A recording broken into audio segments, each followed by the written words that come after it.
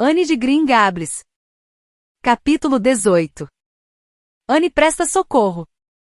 Todas as coisas grandes estão conectadas a todas as coisas pequenas. À primeira vista, talvez não parecesse possível que a decisão, tomada por um certo primeiro-ministro canadense de incluir Prince Edward Island em uma turnê política fosse ter muita, ou pelo menos, alguma coisa a ver com a vida da pequena Anne Shirley em Green Gables. Mas teve. Foi em janeiro que o primeiro-ministro visitou a ilha para se dirigir a seus apoiadores fiéis, e também aos não apoiadores, que estariam no grande encontro político que reuniria milhares de pessoas em Charlottetown. A maioria dos habitantes de Avonlea simpatizava com as ideias dele e, portanto, na noite do encontro, quase todos os homens e uma boa proporção das mulheres tinham ido a Charlottetown, que ficava a quase 50 quilômetros de distância de seu povoado. A senhora Raquel Lynde também foi, pois era muito fervorosa em questões políticas e não acreditava que um encontro como aquele pudesse ocorrer sem sua presença, embora ela apoiasse o partido oposto. Sendo assim, foi à cidade e levou junto o marido. Thomas seria útil para cuidar do cavalo, e Marilla Cuthert. Marilla, por sua vez, tinha um interesse secreto por política, e como supôs que aquela seria sua única oportunidade de ver um primeiro-ministro ao vivo, aceitou prontamente o convite da senhora Lynde e deixou Anne e Matthew responsáveis pelos afazeres da casa até seu retorno, no dia seguinte. Assim, enquanto Marilla e a senhora Raquel se divertiam imensamente no evento político, Anne e Matthew tinham a alegre cozinha de Green Gables toda para eles. O fogo crepitava brilhante no antigo fogão a lenha, e cristais azulados de geada cintilavam nas vidraças. No sofá, Matthew cochilava com a revista O Defensor dos Fazendeiros nas mãos, e à mesa, Anne estudava suas lições com rigorosa determinação, apesar dos vários olhares melancólicos lançados à prateleira da estante do relógio, onde estava um livro novo que Jane Andrews havia lhe emprestado naquele dia. Jane tinha lhe assegurado que o livro estava cheio de emoções e palavras comoventes, e os dedos de Anne formigavam de ansiedade para tocá-lo. Entretanto, isso significaria o triunfo de Gilbert Blythe na manhã seguinte, e portanto, Anne se virou de costas para a estante do relógio e tentou imaginar que o livro não estava lá. Matthew, o senhor estudou geometria quando frequentava a escola?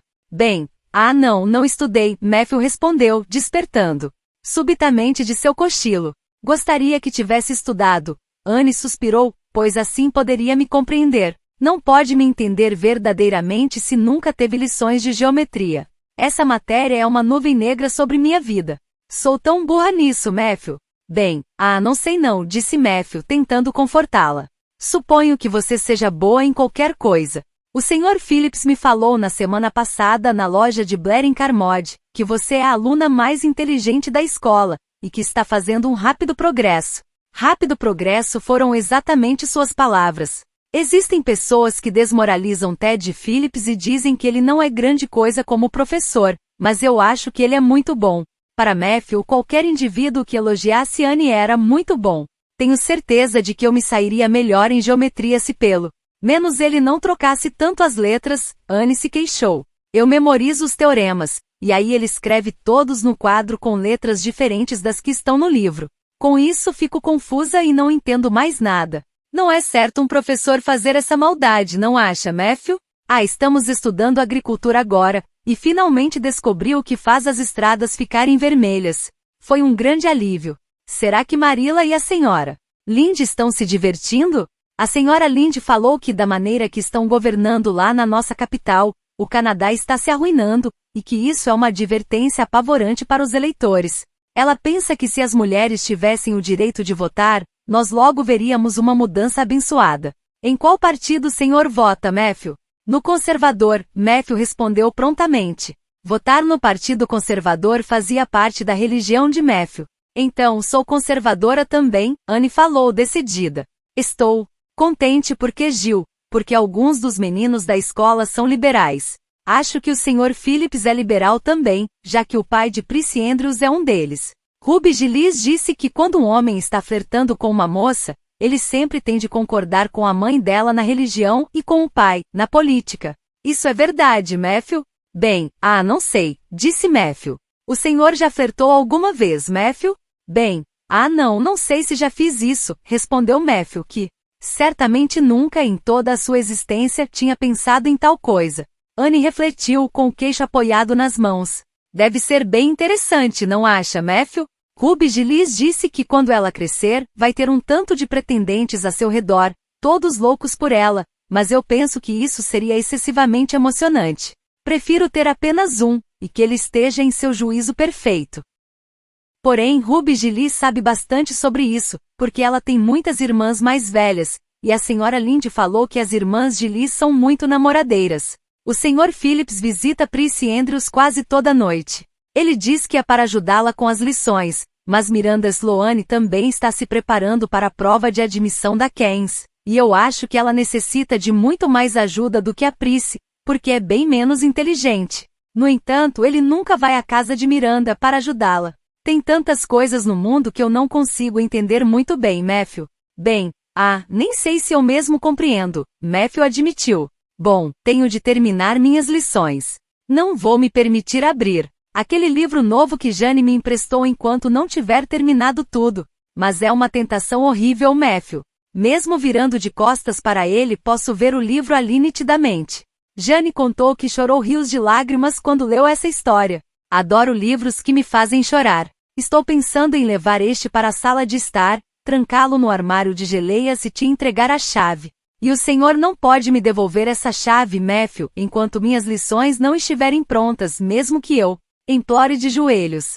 É muito bom poder resistir a uma tentação, mas é bem mais fácil resistir quando a gente não está de posse da chave. Devo descer até o porão para buscar umas maçãs, Matthew? Gostaria que eu trouxesse algumas maçãs para o senhor? Bem, não sei, talvez, disse Matthew, que nunca comia maçãs, mas sabia da fraqueza de Annie por elas.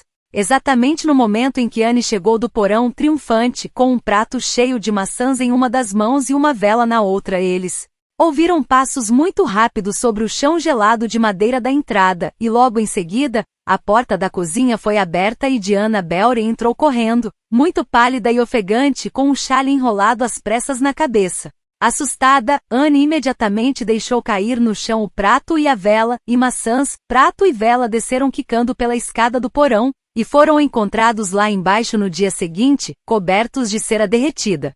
Por Marilla, que os recolheu e deu graças a Deus porque a casa não tinha sido incendiada. Céus, o que foi que aconteceu, Diana? Annie indagou, aflita. Finalmente sua mãe cedeu. Annie, por favor, venha depressa, Diana implorou nervosamente.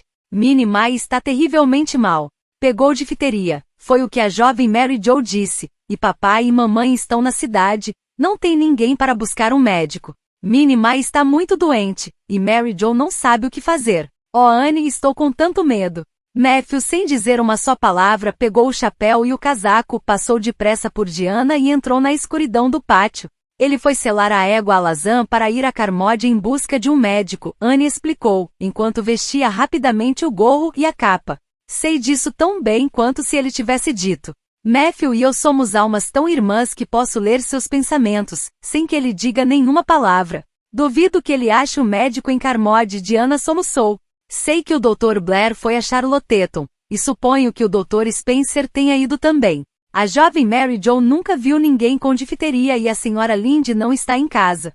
Annie. Não chore, Annie falou calmamente. Sei exatamente o que fazer para curar difteria. Você esqueceu que a senhora Ramon teve gêmeos 3 vezes? Quando cuidamos de 3 pares de gêmeos, naturalmente ganhamos muita experiência. Todos eles tiveram difteria mais de uma vez. Espere só até eu pegar a garrafa de xarope de peca, pode ser que você não tenha em casa. Pronto, agora vamos. As duas meninas saíram correndo de mãos dadas, atravessaram a vereda dos apaixonados, em seguida, o campo gelado, pois a neve estava alta demais para irem pelo bosque, que era o caminho mais curto. Embora Annie estivesse sinceramente pesarosa com a doença de Minnie May, ela estava longe de ficar insensível ao romantismo daquela situação e à doçura de compartilhar um momento romântico com uma alma irmã. A noite estava clara e muito fria, com sombras escuras dos ébanos e encostas prateadas pela neve. Estrelas grandes brilhavam sobre os campos silenciosos. Aqui e ali, os abetos pontiagudos se erguiam, com os galhos salpicados de neve e o vento assoviando entre eles.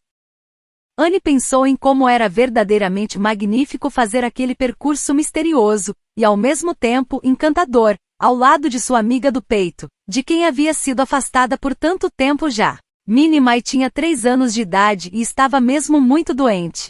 Deitada no sofá da cozinha, ela tinha febre e estava muito inquieta, e sua respiração rouca podia ser ouvida por toda a casa.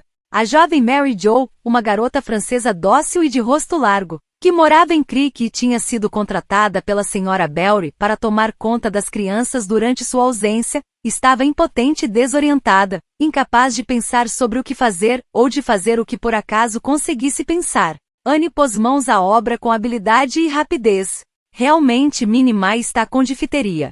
Está muito mal, mas já vi casos piores. Primeiro, precisamos de muita água quente. Diana, estou vendo que não tem mais do que uma xícara na chaleira. Pronto. Agora ela já está cheia. Mary Jo, por favor, ponha mais lenha no fogão. Não quero ferir seus sentimentos, mas acho que você já deveria ter pensado nisso antes, se tivesse um pingo de imaginação. Agora vou despir Minnie May e colocá-la na cama. Tente encontrar algumas flanelas macias, Diana. Porém, antes de qualquer outra coisa, vou dar a ela uma dose de peca. Não foi de bom grado que Minnie May tomou o xarope. Contudo, também não foi em vão que Anne tinha cuidado de 3 pares de gêmeos. O remédio foi ingerido pela criança, não só uma vez, mas várias, durante aquela noite longa e aflitiva, em que as 2 meninas se dedicaram pacientemente ao tratamento da sofrida Minnie May. A jovem Mary Jo, honestamente ansiosa para fazer tudo o que pudesse, manteve o fogo sempre alto e esquentou mais água do que teria sido necessário para todo um hospital cheio de bebês com difteria. Já eram 3 horas da madrugada quando Matthew chegou com o médico, pois ele tinha sido obrigado a ir até Spencer Valley para encontrar um. Entretanto, a necessidade urgente de socorro já havia passado. Minnie May estava bem melhor e dormia profundamente. Fiquei terrivelmente desesperada, prestes a desistir, Anne explicou. Ela foi piorando cada vez mais, até ficar mais doente do que os gêmeos da senhora Ramon, inclusive o último par deles. Realmente pensei que ela ia morrer engasgada. Dei a ela cada gota de peca que havia naquela garrafa e quando a última dose se foi, falei para mim mesma, não para Diana nem para a jovem Mary Jo, porque não queria que elas ficassem ainda mais preocupadas do que já estavam. Mas tive de dizer a mim mesma, para desabafar, esta é a última esperança que restou, e receio que ela seja em vão. Porém, uns 3 minutos depois, Minnie tossiu e expeliu todo o catarro. Então começou a melhorar imediatamente. O senhor tem de imaginar meu alívio, doutor, pois não consigo expressar em palavras o que senti. O senhor sabe que existem coisas impossíveis de expressar em palavras, não é? Sim, eu sei. O médico concordou e olhou para ela, como se estivesse pensando sobre Anne coisas que não poderiam ser expressas em palavras. Mais tarde, no entanto, ele as expressou diante do senhor e da senhora Belry. Fiquei impressionado com a esperteza daquela menina ruiva que mora com os irmãos Cuthert. Posso garantir que ela salvou a vida da criança, pois teria sido tarde demais quando cheguei aqui. Ela parece possuir uma presença de espírito e uma habilidade perfeitamente extraordinárias para uma garota tão nova. Nunca vi nada parecido com seus olhos, enquanto me explicava o que havia feito. Naquela maravilhosa e gelada manhã de inverno, Anne voltou para casa com os olhos pesados de sono, mas ainda assim, falando incansavelmente com Matthew. Após atravessarem o longo campo coberto de neve, e enquanto caminhavam sob o arco de bordos, que estava cintilante, por causa do gelo nos galhos da vereda dos apaixonados, ela disse, "Oh Matthew, não é uma esplêndida manhã? Parece que Deus imaginou o mundo para seu próprio prazer, não parece? É como se a gente pudesse fazer as árvores voarem apenas com um sopro. Puff! Fico tão contente por viver num mundo onde existem geadas brancas. O senhor também fica? E afinal de contas, estou contente também porque a senhora Ramon teve 3 pares de gêmeos. Se não fosse por isso, eu não teria sabido o que fazer por Minnie May. Estou realmente arrependida de ter ficado zangada com a senhora Ramon por ter tido gêmeos. Mas, oh Matthew, estou com tanto sono. Não posso ir à escola. Sei que não conseguiria manter os olhos abertos e ficaria muito burra. Porém, odeio ter de ficar em casa, porque algum outro aluno vai ser o primeiro da classe, e é tão difícil recuperar a liderança de novo. Apesar de, é claro, quanto mais difícil for uma coisa, maior será nossa satisfação quando a conseguirmos, não é? Bem, acho que você não vai ter problemas, disse Matthew. Olhando para o rosto pequeno e pálido de Anne e vendo as grandes sombras escuras abaixo de seus olhos. Vá direto pro seu quarto e durma um bom sono. Vou cuidar de todos os afazeres domésticos. Assim Anne foi para a cama e dormiu tanto e tão profundamente que aquela tarde branca de inverno já começava a ficar avermelhada quando ela acordou e desceu até a cozinha, onde Marilla, que havia retornado, estava sentada tricotando. Oh, a senhora viu o primeiro-ministro? Anne perguntou. Imediatamente. Como ele é, Marilla? Bem, posso garantir que ele não chegou ao cargo de primeiro-ministro por conta de sua aparência, Marilla falou. Que nariz tem aquele homem? Mas fala muito bem. Fiquei orgulhosa de ser conservadora. Raquel Lynde, lógico, sendo liberal, não simpatizou com ele. Seu almoço está no forno, Anne. E você pode pegar um pouco do doce de ameixa que está no armário da despensa. Suponho que esteja com fome. Matthew me contou tudo sobre a noite passada. Devo dizer que foi muita sorte você saber o que tinha de ser feito. Eu mesma não teria a menor ideia, pois nunca vi um caso de difteria. Agora vá, não se dê ao trabalho de falar enquanto não tiver feito sua refeição. Só de olhar para você fica. Claro que está cheia de coisas para contar, mas elas podem esperar. Marilla tinha algo a dizer para Anne, mas não falou nada naquele momento, pois sabia que o consequente entusiasmo da menina a tiraria completamente da esfera de assuntos práticos como apetite e almoço. Foi só depois que Anne terminou de comer seu doce de ameixa que Marilla falou.